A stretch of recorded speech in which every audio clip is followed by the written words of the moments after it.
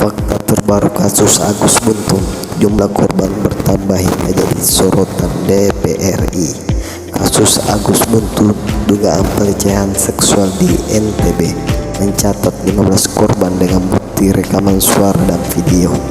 DPR dan aparat diminta mempercepat langkah hukum untuk memastikan keadilan.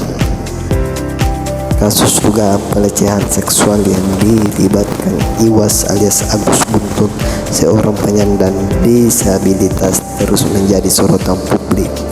Jumlah korban dalam kasus ini dilaporkan meningkat drastis hingga mencapai 15 orang, termasuk 3 korban di bawah umur. Ketua Komisi Disabilitas Daerah KDD NTB Joko Jumadi menyampaikan informasi ini pada Jumat 6 Desember 2024. Joko mengungkapkan bahwa 2 korban baru telah memberikan laporan kepada pihak dengan membawanya bukti berupa rekaman video dan suara.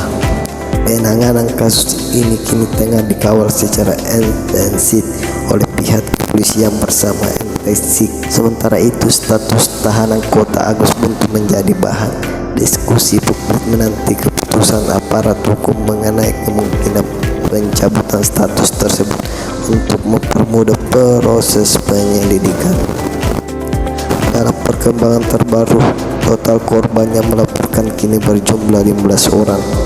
2 korban baru memberikan keterangan disertai bukti pendukung termasuk rekaman video dan suara.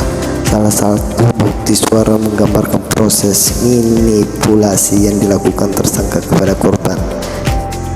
Ketua Komisi Disabilitas Daerah NTB Joko Jumadi tinggal korban lain melapor resmi ke pihak berwajib untuk memperkuat proses hukum.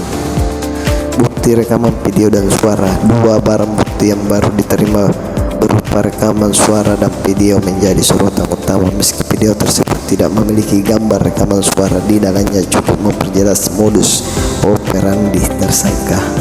Joko menjelaskan rekaman suara tersebut menunjukkan bagaimana Agus melakukan grooming dan manipulasi psikologi kepada korbannya. Bukti ini diharapkan dapat memperkuat dakwaan terhadap Agus Buntung. Publik semakin mendesak pencabutan status tahanan kota yang saat ini masih diberikan kepada Agus Buntung. Status ini dinilai tidak sejalan dengan beratnya dugaan pelanggaran hukum yang dilakukan antara Kementerian Hukum dan HAM, Kejaksaan, serta Dinas Sosial sedang berlangsung untuk memastikan keadilan dalam penanganan kasus ini. DPRI menyoroti kasus ini. Kasus ini juga mendapatkan perhatian khusus dari DPRI. Beberapa legislator meminta adanya evaluasi mendalam terhadap prosedur hukum yang diberikan kepada tersangka dan disabilitas. Untuk berapa jumlah total korban dalam kasus ini? Jumlah korban yang melapor telah mencapai 15 orang dengan 3 diantaranya masih di bawah umur. 2 bukti terbaru yang ditemukan dalam kasus ini.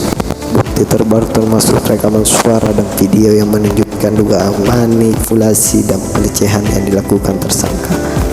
3 pihak kepolisian sedang mempertimbangkan pencabutan status tahanan kota tersangka untuk mempermudah penyidikan.